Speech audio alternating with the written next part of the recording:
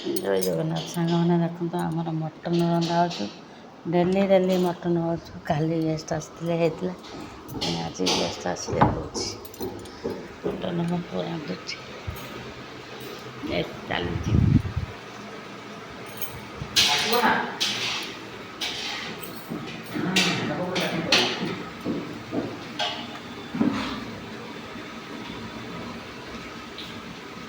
Mutton ରନ୍ଧା ହେଉଛି।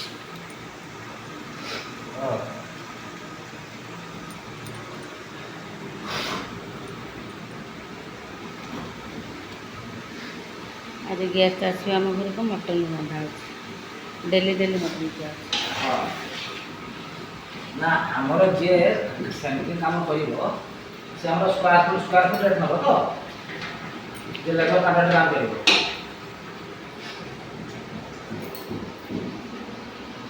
କେତେ ଟଙ୍କା?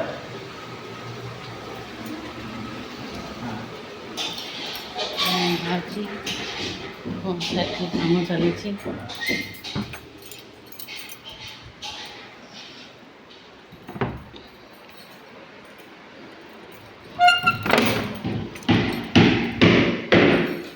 ଡେଲି ଭଙ୍ଗଳ ତଡ଼ା କରୁଛୁ।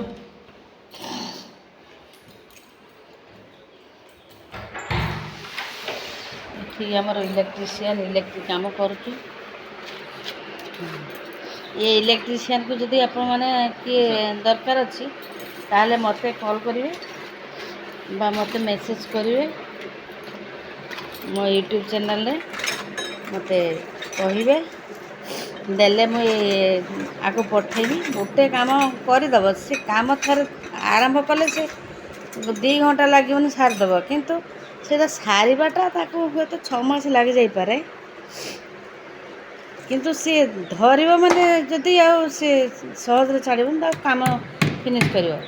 ବହୁତ ଶୀଘ୍ର କାମ କରେ, କିନ୍ତୁ ସେ କାମଟା କରିଲେ ତ ଜଣେ ଆସିକି କରିଲେ ତ ଶୀଘ୍ର ସରିବ।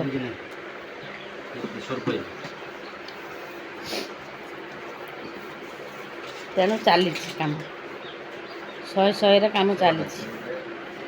କେତେ ଜୋର ଖରା ହେଉଛି ଦେଖୁଛନ୍ତି।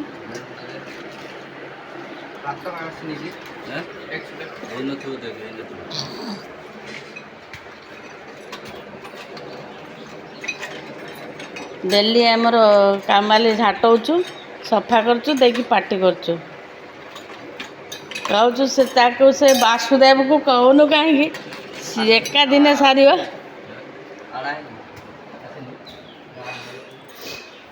ଗାଳୁଛି। ଠିକ୍ ଅଛି, ଜୟ ଜଗନ୍ନାଥ। ରଖୁଛି, ଆଉ ବାକି ହେଲେ ସବୁ କହିବି। ଆଉ ଗେଷ୍ଟ ଆସୁଛନ୍ତି, ଆସିଲେ ଦେଖିବା।